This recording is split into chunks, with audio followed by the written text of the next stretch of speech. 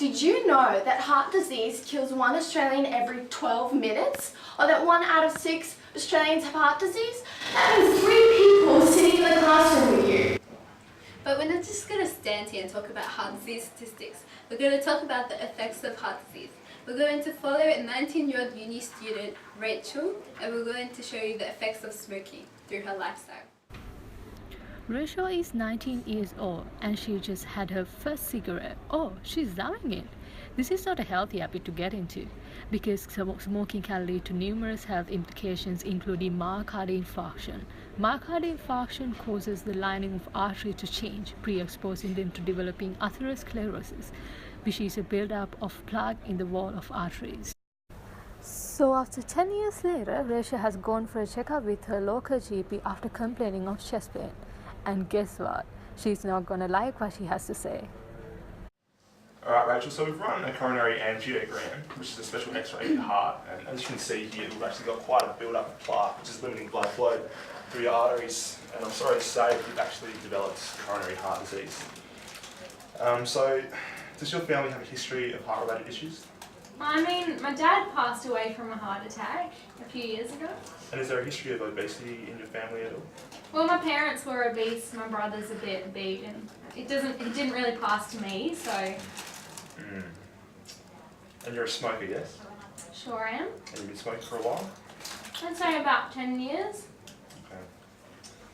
Well Rachel, I'm sorry to say, but given your coronary heart disease, you're actually at quite a high risk of having a heart attack, and I would highly recommend the change of your lifestyle and diet.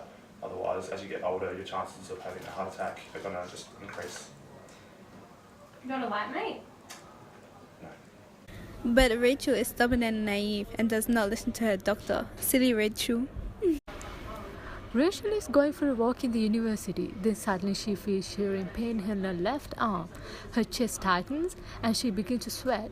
Breathing becomes more difficult and she falls to the ground. She's having a heart attack.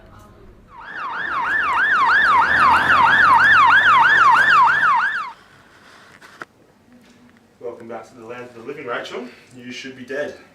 Unfortunately, yesterday at Adelaide Uni, you collapsed and suffered a heart attack.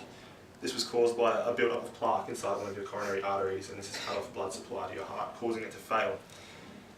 We had to put you into surgery and had a stint. I will be taking that. Insert a stint into this artery to break up the plaque and return blood flow to your heart. Let's have a look at exactly what happened to this coronary artery. The heart muscle is supplied oxygen via the coronary arteries. The sudden blockage of these arteries is known as a myocardial infarction. Throughout our lifetime, there is a buildup of fatty material within the coronary blood vessels called atherosclerosis. Over time, this plaque builds and either hardens, hence narrowing the arteries and reducing slowly the blood flow that feeds the heart muscles, or the plaque ruptures inside the coronary arteries and a thrombosis or blood clot occurs that, in order to plug the artery, causes the blockage of the blood supplied to the heart. Coronary plaques are very fragile and consist of a lipid-rich interior with a thin fibrous cap covering. As the plaque breaks, the subendothelial collagen is exposed and triggers platelet adhesion, activation, and aggregation. Severe and prolonged ischemia results in damage to the heart muscle. So Rachel, this is your coronary artery before the surgery, and you can see there's a blockage here with limited blood flow to your heart. But fortunately, this is your coronary artery now, and you can see that normal blood flow has been returned.